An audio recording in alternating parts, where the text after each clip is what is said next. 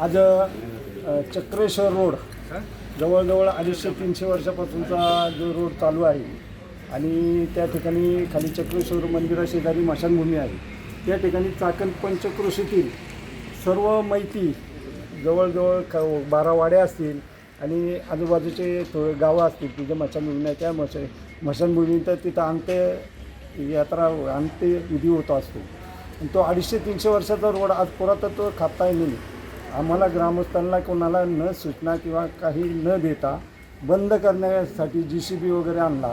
त्याच्याकरता आम्ही त्यांना कडाडून विरोध केला आणि पोलीस स्टेशनला आज त्याबद्दल हा रस्ता बंद होऊ नये यासाठी निवेदन दिले आहे आणि आम्हाला तोच रस्ता पाहिजे, पर्यायी रस्ता नको आहे याकरता निवेदन दिले आणि नगर परिषदेलासुद्धा निवेदन दिले आणि पुरातत्व खात्यालासुद्धा आम्ही आत्ता निवेदन देणार आहे.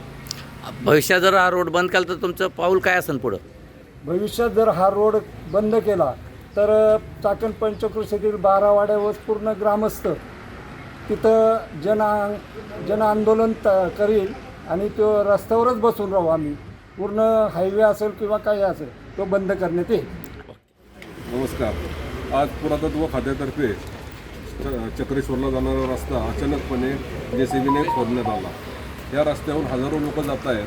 कालच महाशिवरात्र होती. जवळजवळ 7 ते 8 लोक त्या ठिकाणी दर्शनाला चक्रेश्वरला गेले होते, 8 लाखाच्या आसपास. आणि प्रत्येक वेळी श्रावणी सोमवार असू द्या, इतर वेळी अनेक भागातून लोक या ठिकाणी येत असताना हा महत्त्वाचा रस्ता शासनाने बंद का केला याच्याबद्दल कोणत्याही प्रकारची माहिती न देता अचानक रस्ता बंद करणे हा कितपत योग्य आहे.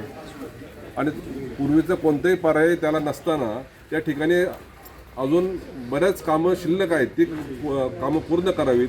तिथं चालू असणाऱ्या कामांना आमचं उलट सहकार्य आहे. चांगलं काम चाललं आहे. आम्हाला आनंद आहे त्या ठिकाणी काम होतं आहे. परंतु ते काम होत असताना कोणत्याही ग्रामस्थांवर अन्याय होऊ नये ही आमची भूमिका आहे. कारण शिवाजी महाराजांची पण भूमिका तीच होती, कुणावर अन्याय न होता सर्व कामं करा.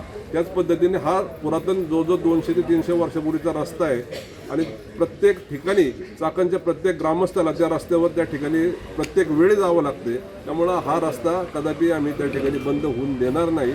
आणि अनेक डेव्हलपमेंटची अनेक ठिकाणी कामं बाकी असताना त्या रस्त्यावरच काही येऊन अडलेलं नाही.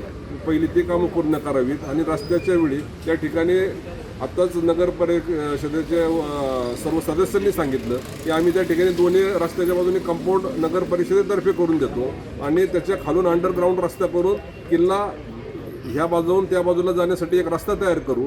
आणि कोणत्याही प्रकारे ह्या ट्रॅफिकला त्या रस्ता बंद केल्यामुळं आम्ही अडचण येऊन देणार नाही एवढं सहकार्य करायची तयारी नगर परिषदेने त्या ठिकाणी दर्शवलेली असताना पुरातत्व खात्याने कोणत्याही प्रकारे ग्रामस्थांची अडवणूक करू नये, सहकार्याची भूमिका ठेवावी. जशी आमची सहकार्याची भूमिका त्यांच्यासाठी आहे, त्यांच्या डेव्हलपमेंटसाठी आहे, तीच भूमिका आमच्यासाठी सर्वांसाठी त्यांनी ठेवावी हीच मी त्यांना पुन्हा एकदा विनंती करतो.